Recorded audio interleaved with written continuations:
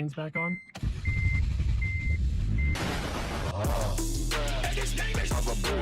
Alright guys, so we're back with another K24 build video, and I still have no idea what I'm doing. But today we're going to put the head back on and get this engine back in, so let's get right into it. Alright guys, a little update. We got our cylinder head here. He's all buckled in with the straps, and we're ready for the ride home. Alright guys, so today's an exciting day. Don't ask me how long this project's been taking, but take a look here. I was able to get all the accessories on the K24, alternator, AC compressor. Got the oil cooler on back here. Alright, side note from Editor Easer here. I know the last video ended kind of abruptly, but I did end up getting the oil pump on, but I just didn't record it. But the oil pump is on, and I just put the oil pan right back on after.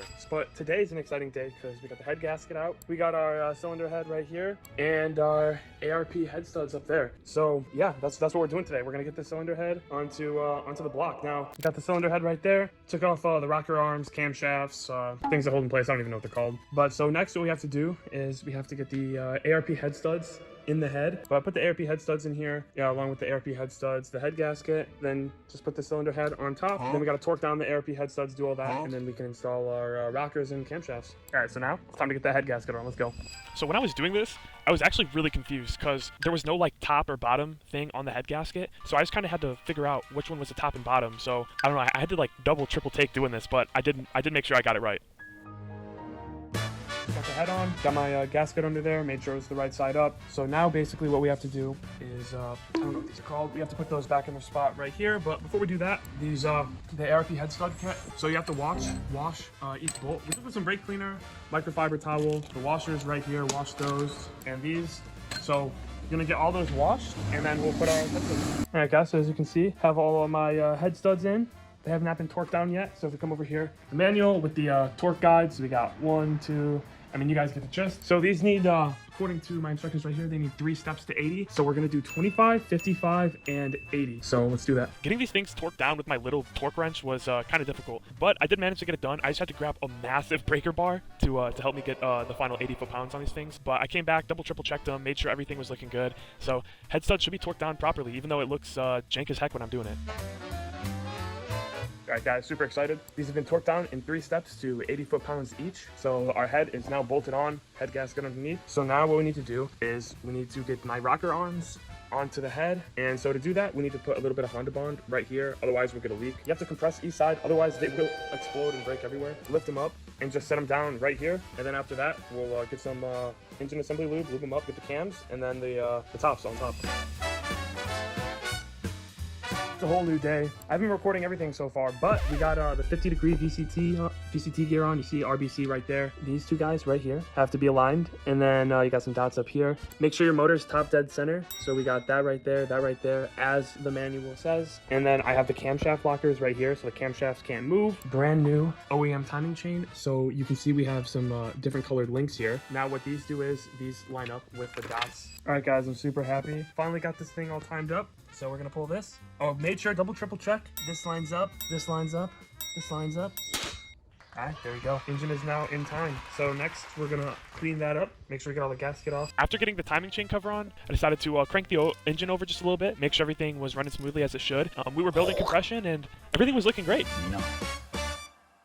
All right guys, what's going on? So we're back here again. Got the K24A. So right now we're gonna do a valve adjustment. I kind of been skipping a lot of steps if you look. I don't know when I last recorded, but the little sunlight's messing up the lighting, but I got the crank pulley on, valve cover on, what is this? The post mount is on. So right now we're doing the valve adjustment. So this is pretty cool, pretty exciting. And yeah, let me show you guys what we're doing here. We got a special tool here. This holds this can break, you can see right here, there's like a 10mm nut. Pull this to the side, you can break that. And then right here, there's a screw and you can unscrew that. And down here, what you do is, oh, you guys are gonna be learning so much. You take the feeler gauge and you can slide it under there. Oh, this one's actually completely compressed down by the camshaft, but you can slide it in there, move it around. So what you want to do is you want to get a perfect kind of balance of having it in there, just tight enough, but not too loose. And you can control that by lifting this up with the screwdriver or putting it back down. So we're just doing that real quick. Got my feeler gauges. Right here is 0.010 on the exhaust camshaft, and over here is 0.08 for the intake.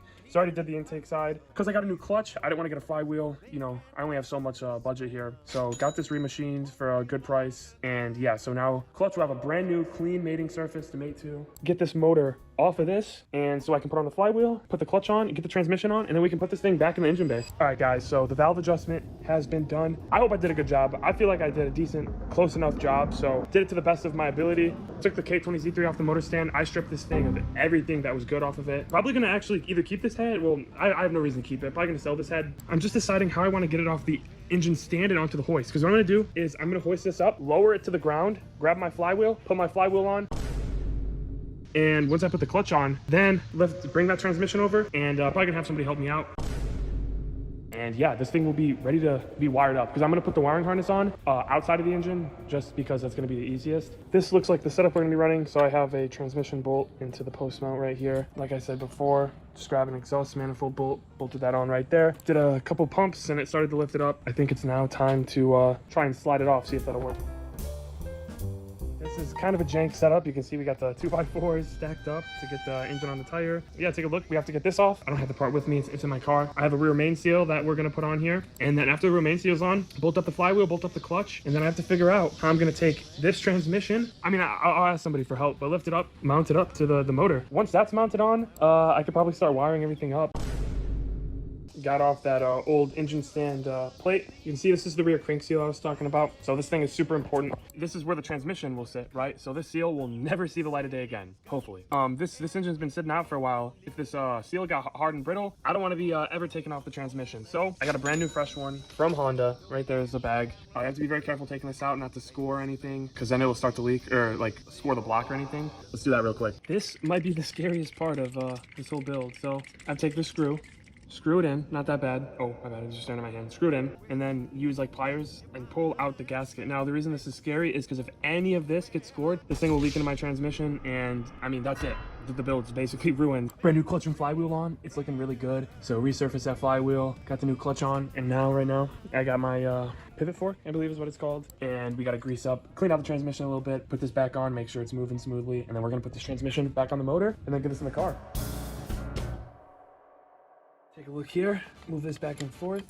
Nice and smooth, all greased up. All right, guys, so we've run into quite the dilemma. So I originally got this transmission bolted up, and as me and my dad are sitting here trying to screw the transmission bolt into here, and it won't go in, so I went here, but I look like an idiot because the threads are stripped. Not exactly sure how that happened. So this is a block from Japan, just from like an importer from where I'm from. And so right now I'm about to go rent a self-tap set, and we're gonna have to rethread this screw, and hopefully we can get it done, because yeah, this thing's cooked.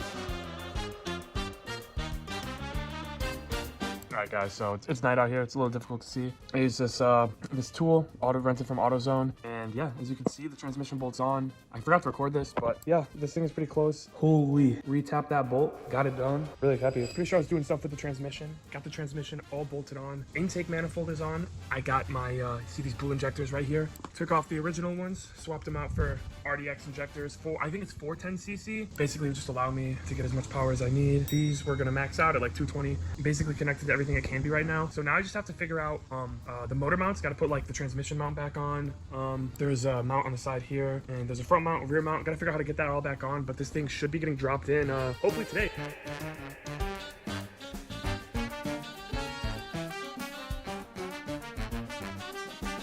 All right, finally, after a little bit of finagling, trying to get it in and out and all that, this can be our starting point. So I'm gonna grab a screw it in, and or the bolt that holds it in, and get that all tightened up. All right, guys, so I'm not sure if I've shown these off yet on the channel, but I got some headers, PLM, K24. These are made directly for the swap, because this engine actually sits up higher than the K20 does. So you have to get a special set of headers that fit. It's the next day. Headers were a pain to get in, but you can see right there, headers are in. They look amazing. I mean, this project is 2 months going, so all right, this is actually insane. I didn't think I'd get this far. Clutch in, it's in neutral. Oh my gosh. Let's see it. If it'll start. No start. Okay. But everything seems to be super low power, because like my screen's not working. So I think the odds are battery's dead. So we're gonna try it with a jumper and see if that fixes the problem. All right, so I got the car on the jump pack. Hopefully it'll start beeping. There we go. Screen's back on. Wow, it's running. But yeah, wow, we did it.